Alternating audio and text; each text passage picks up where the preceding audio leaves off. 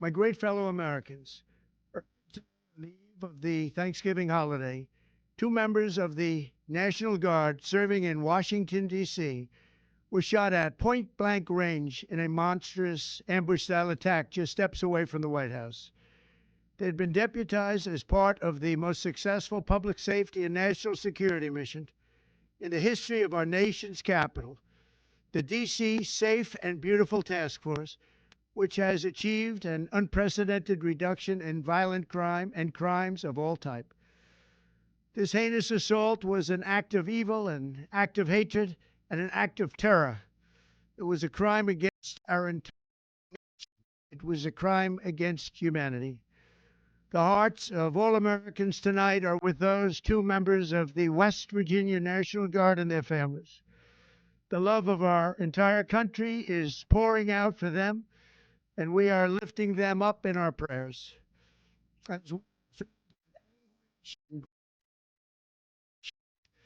We're also filled with righteous anger and ferocious resolve. As President of the United States, I am determined to ensure that the animal who perpetrated this atrocity pays the steepest possible price. I can report tonight that based on the best available information, the Department of Homeland Security is confident that the suspect in custody is a foreigner who entered our country from Afghanistan, a hellhole on earth. He was flown in by the Biden administration in September 2021 on those infamous flights that everybody was talking about. Nobody knew who was coming in. Nobody knew anything about it. His status was extended under legislation signed by President Biden, a disastrous president, the worst in the history of our country. This attack underscores the single greatest national security threat facing our nation. The last administration let in 20 million unknown and unvetted foreigners from all over the world, from places that you don't want to even know about. No country can tolerate such a risk to our very survival. An example is Minnesota, where hundreds of thousands of Somalians are ripping off our country and ripping apart that once great state. Billions of dollars are lost, and gangs of Somalians come from a country that doesn't even have a government, no laws, no water, no military, no nothing. As their representatives in our country preach to us about our Constitution and how our country is no good. We're not going to put up with these kind of assaults on law and order by people who shouldn't even be in our country. We must now re-examine every single alien who has entered our country from Afghanistan under Biden, and we must take all necessary measures to ensure the removal of any alien from any country who does not belong here or add benefit to our country. If they can't love our country, we don't want them. America will never bend and never yield in the face of terror. And at the same time, we will not be deterred from the mission these service members were so nobly fulfilling. That is why tonight I can announce that I have directed the Department of War to mobilize an additional 500 troops to help protect our capital city. We will make America totally safe again, and we will bring the perpetrator of this barbaric attack to swift and certain justice if the bullets going in the opposite direction haven't already done that. During this time of the year, when we gather at home with loved ones, these two patriots were wearing the uniform of our country, patrolling the streets of our capital. They had taken a selfless oath to defend our nation against all enemies, foreign and domestic. And that is exactly what they were doing when they were gunned down in a savage attack. I want to express my extraordinary gratitude to every member of the United States military who is deployed tonight at home and abroad. I also want to thank the Secret Service and the D.C. Metropolitan Police Department for their work today. This Thanksgiving, I ask every family to say a prayer for the two great heroes who were so horribly shot, and for their loved ones. Please say a prayer.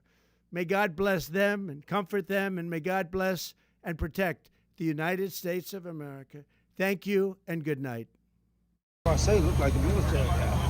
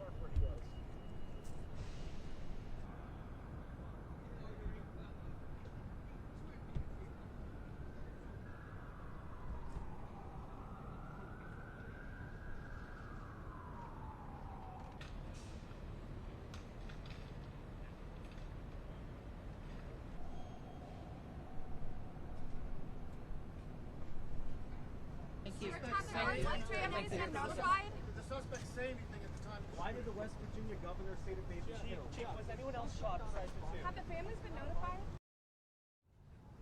What we know, Andrea, is that this is a targeted shooting. One individual who appeared to target these guardsmen, that individual has been taken into custody. Mayor, can you tell us any more details on the condition of the two National Guards? Metropolitan Police Department.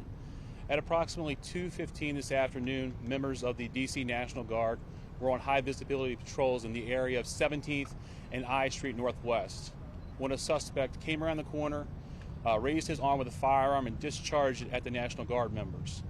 The National Guard members, there were other members that were in the area. They were able to, after some back and forth, able to subdue the individual and bring them into custody. Within moments, members of law enforcement in the area were also able to assist and bring that individual into custody. At this time, as the director mentioned, the National Guard members are being treated at a local hospital.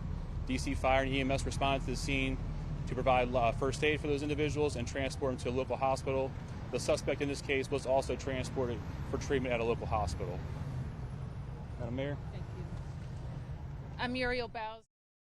There was no indication that there was any other suspect. The one suspect that was involved in this incident, they were shot during the interaction and they were transported to the hospital for treatment. Mayor, does this validate the need for the National Guard here in D.C.?